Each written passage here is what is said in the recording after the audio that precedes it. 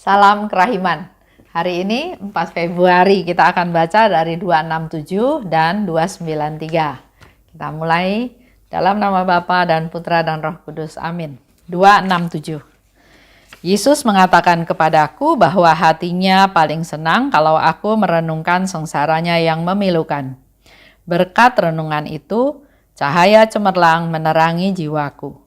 Barang siapa mau mempelajari kerendahan hati yang sejati, hendaklah ia merenungkan sengsara Yesus. Ketika aku merenungkan sengsara Yesus, aku memperoleh pemahaman yang jelas mengenai banyak hal yang sebelumnya tidak dapat kupahami. Aku ingin menyerupai Engkau, ya Yesus, yang disalibkan, disiksa, dan dihina. Yesus, ukirlah kerendahan hatimu sendiri pada hati dan jiwaku. Yesus, aku mencintai Engkau dengan tergila-gila. Engkau yang terhimpit penderitaan sebagaimana dilukiskan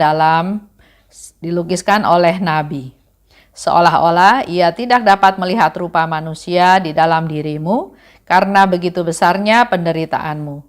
Dalam keadaan seperti inilah, ya Yesus, aku mencintai Engkau dengan tergila-gila. Ya Allah yang kekal dan tak terhingga, apakah yang sudah dilakukan oleh cinta terhadap Engkau? 293. Ketika Yesus menggairahkan aku dengan keindahannya dan menarik aku kepadanya, aku melihat dalam jiwaku apa yang tidak menyenangkan Dia, dan aku memutuskan untuk menghapusnya apapun juga tanggungannya. Dan dibantu oleh rahmat Allah, seketika itu juga aku langsung menghapusnya. Kebesaran hati ini menyenangkan Tuhan, dan sejak saat itu Allah mulai memberikan rahmat-rahmat yang lebih tinggi. Dalam kehidupan batinku, aku tidak pernah timbang-menimbang. Aku tidak melakukan analisis terhadap jalan-jalan di mana Roh Allah menuntun aku. Cukuplah bagiku untuk mengetahui bahwa aku dicintai dan bahwa aku mencintai. Cinta yang murni memampukan aku untuk mengenal Allah dan memahami banyak misteri. Bapa pengakuanku adalah penentu bagiku. Kata-katanya kudus bagiku. Yang kumaksud adalah pembimbingku. 267, Suster Faustina katakan ya.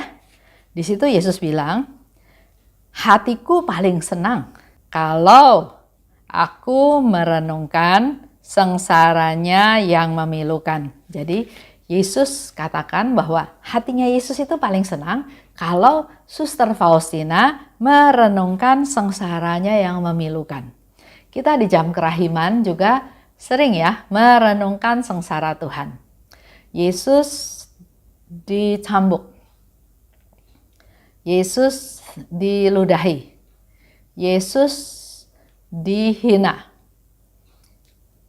Hanya sekedar Yesus dicambuk, Yesus dihina, Yesus diludahi. Tapi di sini Yesus katakan, dia paling senang kalau Suster Faustina merenungkan sengsaranya yang memilukan. Jadi bukan hanya sekedar dicambuk. Yesus dicambuk, kita juga dicambuk. Ya sudah. Tapi untuk menunjukkan sengsara Yesus yang sebenarnya yang dia alami, yaitu yang memilukan. Di mana cambuknya dipukul dengan sekuat tenaga oleh si serdadu, karena dia memang mau menunjukkan powernya, kuasanya, kehebatannya, kemampuannya.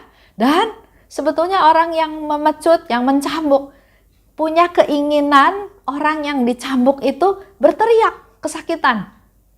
Bahwa yang dia lakukan itu ada hasilnya. Ya.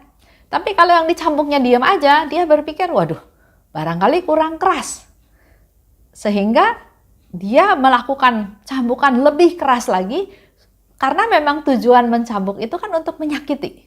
Ya. Nah, dicambuk dengan lebih keras lagi, Yesus juga tetap diam, tapi kita perlu bisa merenungkan sengsaranya yang memilukan. Pada saat dicambuk, cambuk itu terdiri dari cakar yang pada saat cambuknya ditarik, daging yang melekat pada tubuh Yesus itu ikut ketarik, ikut kecambuk, ikut sobek. Itu kita bayangkan ya, betapa sakitnya yang Yesus alami. Dan bukan satu kali. Dia mengalami cambukan demi cambukan sampai seluruh tubuhnya. di punggungnya, di kakinya, di tangannya. Buktinya kita bisa tahu di seluruh tubuhnya karena ada devosi kain kafan ya, di mana kain itu yang menutupi tubuh Yesus, dan kalau tubuhnya tidak berdarah mungkin tidak tercetak di dalam kain kafan tersebut, sedangkan itu tercetak semuanya. Jadi artinya seluruh tubuhnya Yesus mengalami luka ya, cambukan yang memilukan, bahkan mungkin dicambuk lagi udah bukan daging yang kena, mungkin sudah tulangnya Yesus yang kena cambuk. Kita bayangkan kalau tulang kering kaki kita aja kebentur sama kaki meja, luar biasa sakitnya. Tapi ini dicambuk dengan tajam, udah nggak ada lagi dagingnya. Kita bisa bayangkan betapa penderitaan Yesus, betapa Yesus sengsara yang sangat memilukan. Yesus ingin kita masuk ke dalam permenungan tersebut. Kenapa Yesus mau ya menderita seperti itu?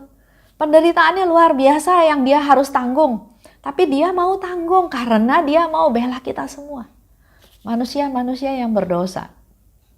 Yesus senang kalau merenungkan sengsaranya yang memilukan.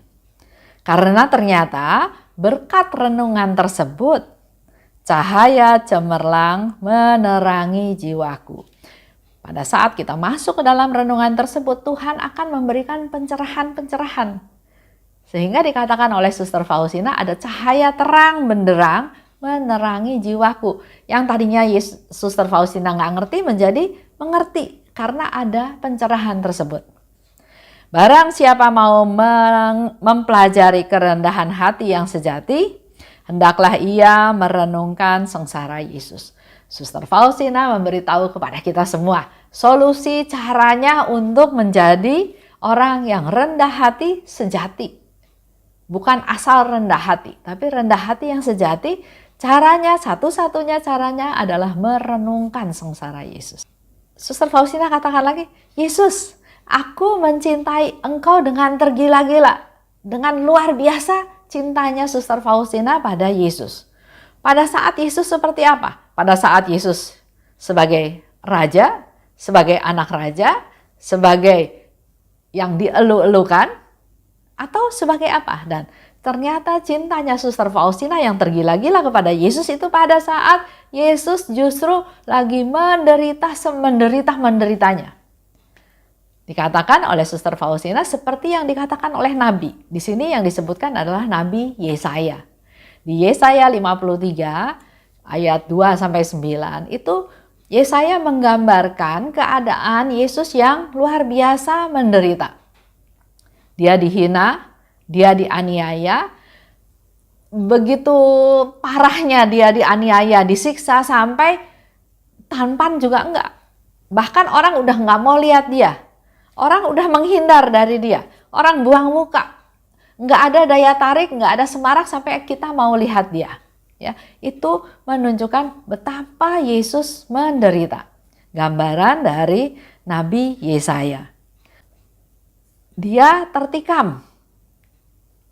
Karena kita sebagai orang-orang pemberontak. Dia diremukan karena kejahatan-kejahatan kita. Tuhan timpakan semuanya kepadanya. Padahal kita yang sesat, kita yang gak beres. Dia dianiaya tapi dia gak buka mulut. Dia tetap diam.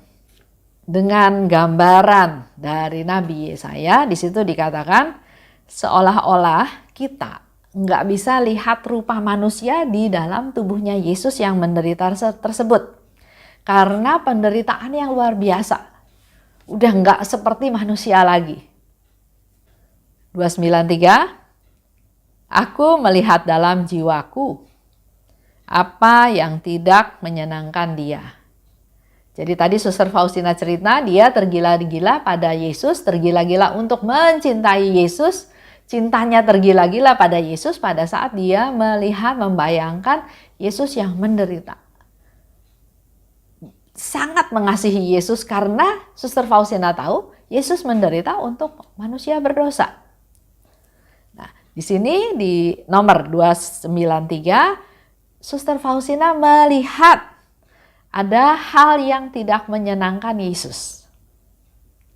Dia berusaha untuk menghapuskan hal yang tidak menyenangkan Yesus tersebut. Jadi dia sangat mencintai Yesus dan dia ingin supaya Yesus jangan merasakan hal itu lagi.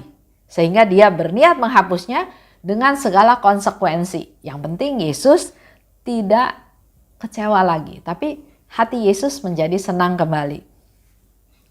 Dengan niatnya itu dan dengan rahmat Allah, seketika itu juga aku langsung menghapusnya.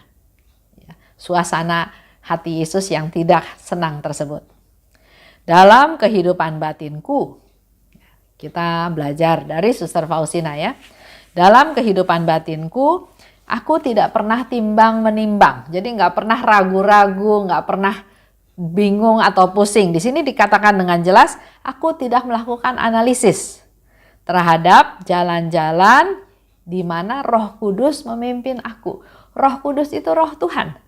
Kalau dia memimpin aku nggak perlu bimbang lagi, nggak perlu ragu lagi, nggak perlu timbang menimbang, nggak perlu menganalisa lagi.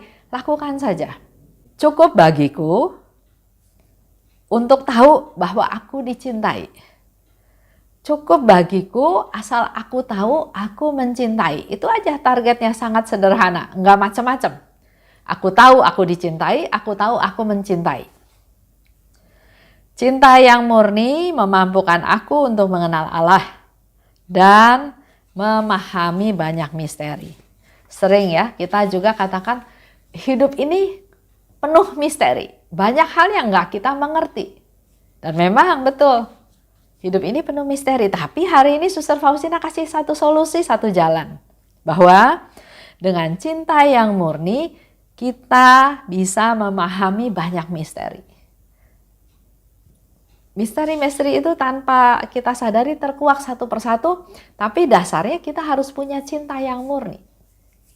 Mari Bapak Ibu berdoa, minta pada Tuhan untuk diberikan cinta yang murni.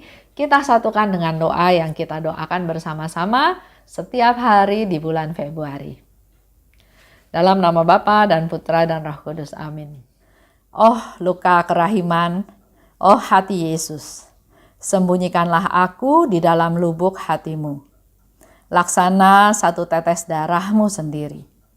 Dan jangan biarkan aku terlepas dari situ selama-lamanya. Kurunglah aku di dalam lubuk hatimu, dan ajarlah aku mencintai Engkau. Tuhan, mampukan aku memahami sepenuhnya siapa dirimu. Bawalah aku masuk ke dalam rengkuhan mesramu, sejauh itu dapat ditanggung oleh kodrat insani. Amin. Dalam nama Bapa dan Putra dan Roh Kudus, amin.